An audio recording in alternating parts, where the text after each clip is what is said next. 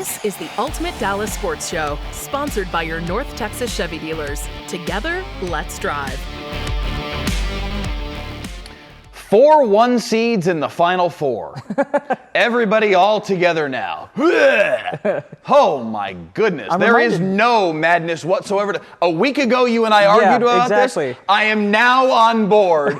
All I can hope for at this point is maybe now that you've got all 4 1 seeds in the Final Four, maybe we'll get a really good, entertaining, competitive, just awesome Final Four. Like we get 3 overtime games or something. Something has to save this tournament. Welcome to the Ultimate Dallas Sports Show. We're not even going to talk about that a whole lot tonight, but I just had to get that off my chest because son of a gun, for once, he was right. What do you mean for once? Mike Leslie, Andrew Cely here with you on the Ultimate Dallas Sports Show. Thanks so much for wrapping up your weekend with us. Sunday night at 11 o'clock. Don't go to sleep just yet. We got plenty to talk about. Andrew, what do you want to talk about tonight? Well, we've talked a lot about the Mavs, Stars, and Cowboys, but for once we have another team to get into. So let's get right into it with the Rangers.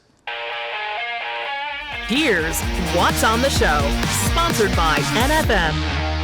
So Mavs fans lost Luka and Kyrie and this season. Cowboys fans lost D-Law and Jordan Lewis, and the Rangers lost their championship banner?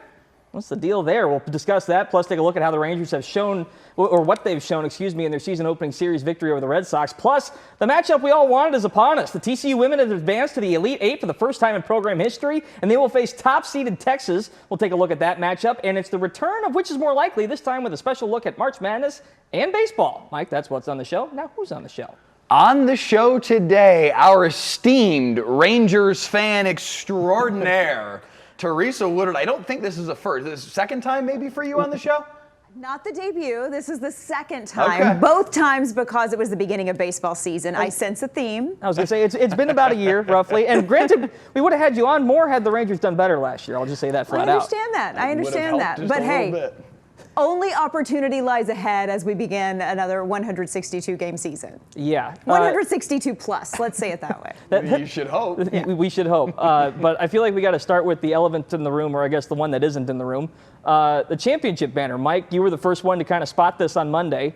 Take us through what you saw. I can't even take credit for it. It was the fans in my comments that noticed it and were like, what's going on here? And so on Thursday, we reached out to the Rangers, like, so where's the championship banner? And Rich Rice, the Rangers director of PR, and does a great job, texted me back almost right away and said, yeah, that was actually never intended to be permanent. The permanent representation of the championship in 2023 is the placard that is there in left field. The banner in right field is down, and yeah, the reactions to that were mostly negative, I think, from Rangers fans. There are some Rangers fans that kind of endorsed. Michael Young talked about, hey, this is all about trying to turn the focus to the future and going to earn another one of those. And I think that did resonate with some, but I think a lot of fans didn't like this. Teresa, what did you think? Well, I got to say, I was one of the ones who didn't actually love the way that banner looked. I mean, I thought it was fantastic to have a World Series banner hanging inside of Globe Life. But I will admit, I was a little bit disappointed. It looked kind of like a big bed sheet, like a flag. It did not look like what I was expecting it to look like whenever they debuted it. So to say that it's gone now, I don't think it takes anything away. I think it was a little bit of a surprise because maybe last year when we were making fun of it from time to time because it was crooked or it had a giant wrinkle, all those things, maybe they could have told us last year, hey, this is just for this season. That permanent placard out in left is what you're always going to have. So maybe if we knew it was coming, the reaction would be a little bit different, but I am okay with it because we won the World Series and no one will ever take that away from us, no matter how many banners are out there. Yeah, the placard's never going away. You got it. I would hope not at this point. But we didn't think the banner was going anywhere, and then that disappeared. I think my question, though, boils down to it's the size of it, right? Like putting it next to a division championship or an AL pennant is not the same as winning the World Series, and that's what made that feel special. You can have both, and honestly, like I just got back from a tour of Yankee Stadium during Christmas, so that's kind of still in my memory. I'm not suggesting they're going to have 27 of these anytime in the near future, but when you walk into that building, there's a giant portrait of Derek Jeter. It's the house that Jeter built, the new modern Yankee Stadium, and it's like there are enough big walls in that Rangers park that you could put it and still let Rangers fans do something with it so it's not on display and potentially flapping in the wind like the Arlington banner was during the season opener with the roof open. So I'm curious from your guys' perspective, is there still a sentimental value to that thing, or is it just, it's gone, it's out of mind, we don't care anymore? It was funny to have the conversation with a number of people over the course of Thursday. So where is it? Is it just like hanging in somebody's garage somewhere? Where is this thing at this point? What shocked me about the way that Thursday transpired was standing in the dugout waiting to talk with Bruce Bochy, and I brought it up to Jared Sandler, who does a fantastic job on the Rangers radio and now television crew with Victory Plus and the Rangers Sports Network. And if there's anybody on the planet that I would never expect to break Rangers news to, it would be Jared Sandler. You would hope. He's always going to know. I'm sorry. I like to think I'm decent at my job. Jared Sandler's always going to know before I do when it comes to the Texas Rangers. He's just that good, and he's that embedded with that franchise. And I brought it up to him, and he goes, "Wait, what?" Oh, wow. And I'm like, "No, seriously." He's like, "Why?" he couldn't believe it. Yeah. And that is kind of like, because he and I kind of walked through this conversation. He's like, well, a lot of places around the big leagues, they just kind of have like the pennants and whatever, kind of like what the Rangers have there in left field. But his very next thought was, but that doesn't mean you have to do what everybody else does. Hang that thing forever, man. I don't understand. That's the biggest question I have here is, what's the real reason why? I get the Michael Young comment of it all that, we're trying, but that doesn't mean you have to get rid of the banner. You can still be mentally focused on going to win another one and still let your fans celebrate because that was an iconic run that this fan base is never going to forget. I just don't understand why, but here we are. I'm with you, Mike. I feel like there's probably a little bit more to this that we're not really hearing, and maybe we never will hear. And by the way, Jared Sandler knows that I'm like his #1 fan. I've told him that many times. But as far as the sentimental value of it goes, I loved seeing it last year, but I personally feel okay with this. I feel okay that the banner is gone from right, and we've got one in left, and we're going to be focused. And I don't know. I'm not feeling super sad about it not being there because you know what? Now there's room for another one. That's a great way to go about it. And honestly, the way the Rangers have started the season so far, the opener notwithstanding, and granted, that was a great game for the majority of it. Yeah. One of our biggest concerns was the rotation, and it feels like the arms have come to deliver early, at least from the starting side of things. Mike, what's your main takeaway so far? Just look at today. Jacob deGrom looked great today. Now, obviously, the concern is always going to be, can he stay healthy? But they're being smart with him right out of the gates. Only 73 pitches, 5 innings. Thank you very much. Off you go. Bullpen you can take over. That didn't go especially well, but they were able to overcome it. He looked really, really sharp. I liked what we saw from Jack Leiter. I liked certainly what we saw from Nathan Eovaldi in the opener. Mally, okay, different conversation, but listen, 3 out of 4 is not bad. Right. And again, to your point, because it wasn't just the rotation, it was the pitching staff in totality. There was a lot of concerns about the bullpen. What you saw from the bullpen on Saturday's got to give you some confidence. Totally, Mike. 7 1/3, that was fantastic. Yeah, absolutely. And I think that was the big question coming in, right? I mean, clearly health is the question as well, but to see deGrom, see him out there, see what he did today. I mean, I was holding my breath when the game began, but man, I was just shouting for him. I was driving to work as I was listening, and I was just super excited to hear about his success out there today. But the bullpen was the big question. Clearly, tiny sample size, but I like what I saw because Saturday night was really proof. I mean, that was gritty. They had to go out there and dig deep, and they did. They performed well, and so they sort of restored my trust a little bit. Of course, again, tiny sample size. We will see as we progress. Long season ahead, but I sure liked what I saw on opening weekend. And they did what they did this weekend despite a couple of injuries at third base. You Yeah. lost Josh Young, you lost Josh Smith on back-to-back nights. And still, Durango's out there, drives in a run today. He drove in the first run of the day for the Rangers. This is a team that has some significant depth as well. Josh Smith is the prime representation of that. Right. To have that guy not in your starting lineup, to just know that you can go, and we'll see how long he's out of the lineup. Obviously, that's going to hurt for whatever period of time, both him and Young being out.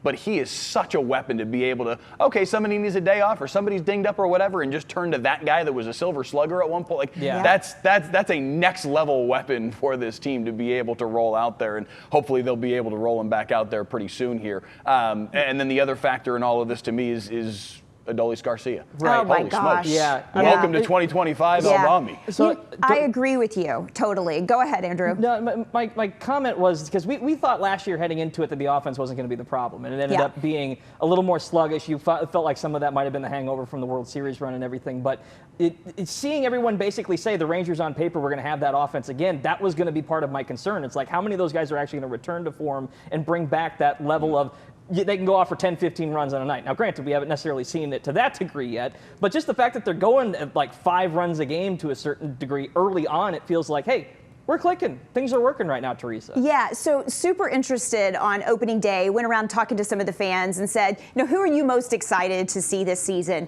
And Adolis was just the general consensus. Everybody said we had a down year last year. He's going to bounce back. And I would say he had a great opening weekend. But I'm also going to tell you who I was really impressed with this weekend was Jonah Heim. Yeah. I think that Jonah had clearly a career year in 23, and he had really a down year last year. If we see him peak again, I think that he is a critical piece to this team, and I love it when he is performing well. He was out there, he was catching for Leiter, and look what happened. I think we sometimes dismiss how important a catcher is when it comes to an incredible pitching performance, and Jonah Heim was critical. And then for him to bust out with 2 home runs, I mean, I just think he's important to this. Disclaimer, I accidentally think I might have jinxed Josh Young because during our opening day coverage, he was the one I said I was excited to see this season because I feel like he's such a spark for that team. He's a critical piece. And then wouldn't you know it, I said, oh, he's healthy. Look what we're going to see. And then, oops. So I'm really sorry, Josh, if I was the jinx. It is what it is. We have a lot more to get to here on the Ultimate Dallas Sports Show. We're going to talk TCU in Texas and the women's Elite 8 tomorrow. But before we hit a break, do you want to give a glowing endorsement to Jared Sandler as well so that we kind of round out the trio? I hope Jared was watching this first segment of the show. I would love to, but we got to get to TCU. Let's get going, all right? Stay with us. Today's headlines, sponsored by your North Texas Chevy dealers. It is all chalk. For the second time ever, the Final Four will feature 4 #1 seeds. Houston beat Tennessee today 69-50, and Auburn held off Michigan State 70-64 to set up this year's Final Four.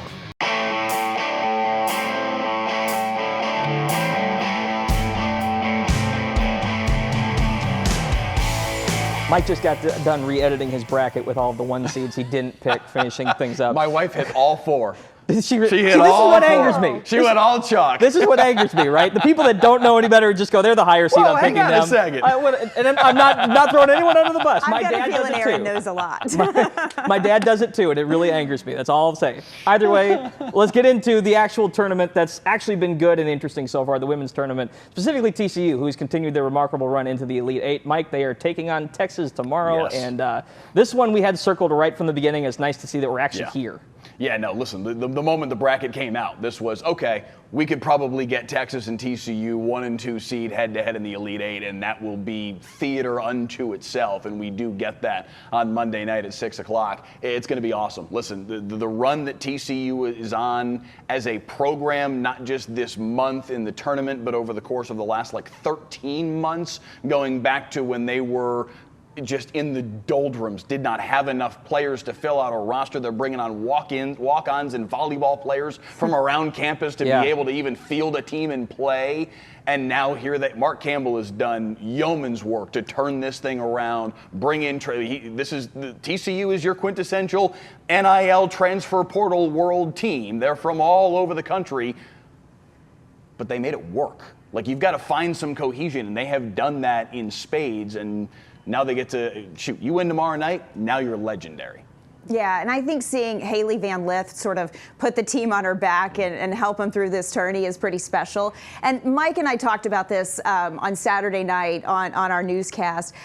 Personally, I'm just so thrilled to see that it feels like women's basketball is mattering, not just to the folks who've been following teams like, the Huskies and the Vols and South Carolina, who've been good for a long time, but to the entire, it just feels like to the greater public, the sport's been elevated, and that matters. And that's because of coverage, but it's also because of players like Haley Van Lith and Paige Beckers, who is, showing us that she feels like she's superhuman out there right now. So I'm just excited to see where this goes. Can't wait to see what they're calling the Texas two-step. I know that's a little corny, but that's what they're calling it on the network. So can't wait to see that. You brought up the Tennessee and UConn of it all, and Mike and I brought this up earlier in the week, how the women's game has kind of been 40 years behind the men's game. And if you kind of look at how things have transpired, Caitlin Clark and Angel Reese were legitimately 40 years removed from Magic and Larry. So it kind of naturally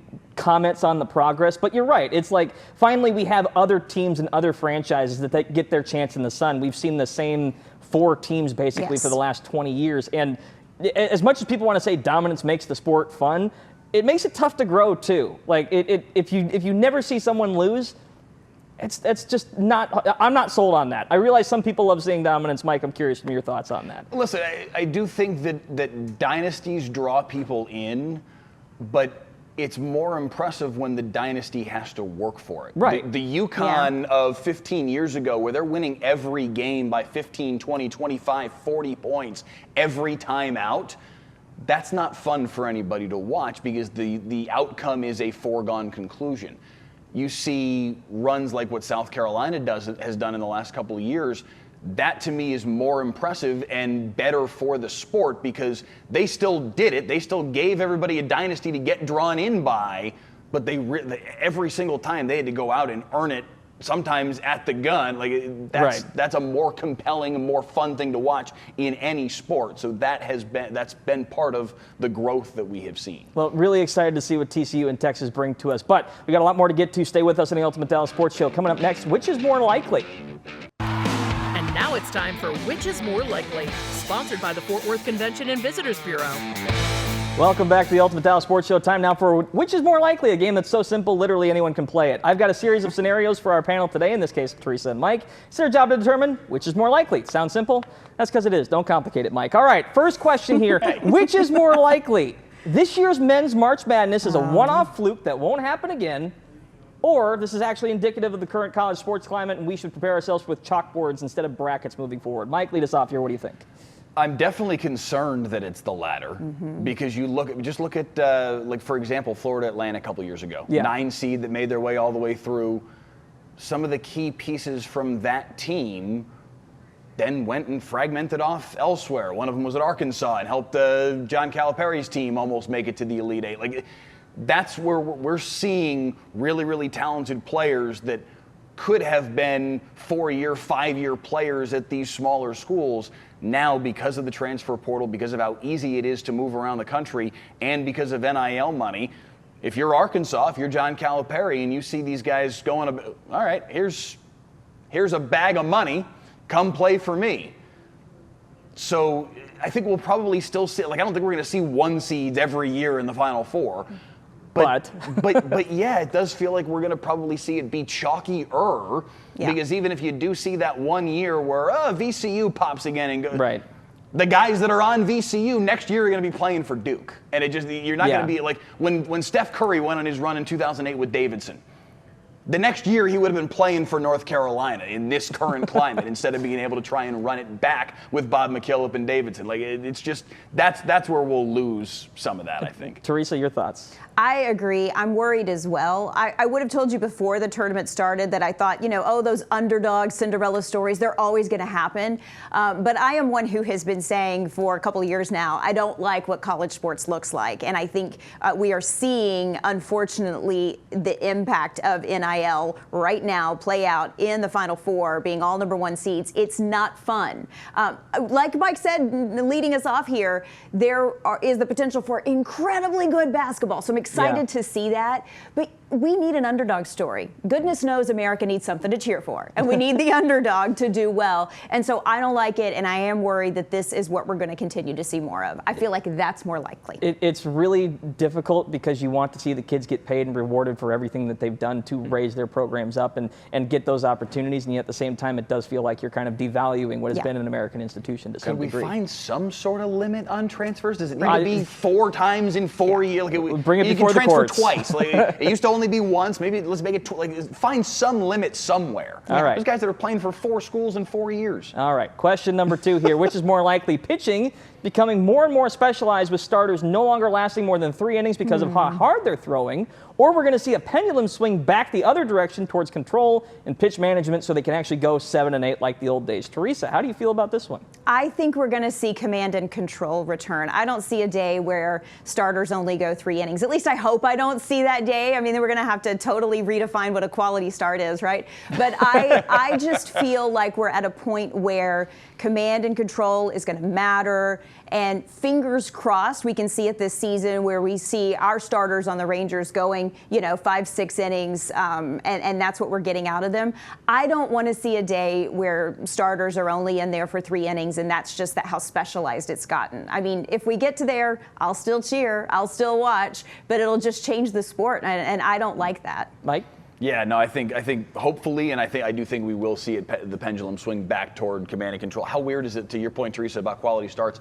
Jacob deGrom today doesn't qualify. Yeah. 5 scoreless innings does not qualify as a quality start. I know. That's insane. All right, final question here, number 3. The Yankees introduced torpedo bats this season. Lord. Bats with more wood added to the sweet spot of the bat to give them more power based on where certain players naturally swing. Which is more likely? The Yankees found a legal technological edge, or this is actually just plain cheating? And I don't mean by the rule book, I just mean by the spirit of it. Mike, what do you think?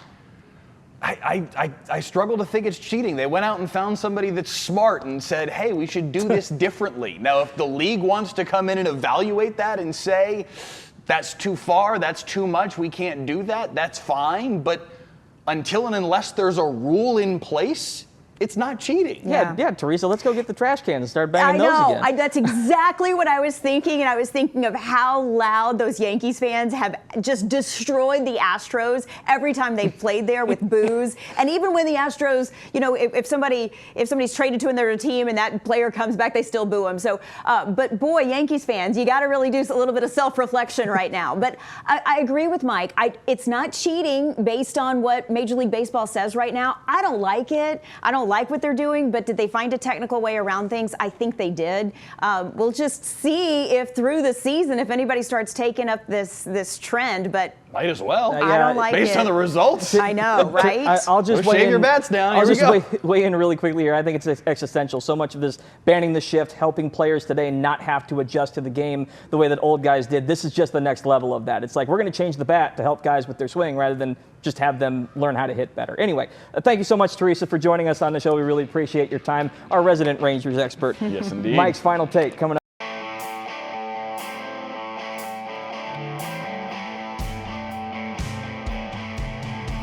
This might be the most excited I've ever been for a final take. It's time for Mike's final take.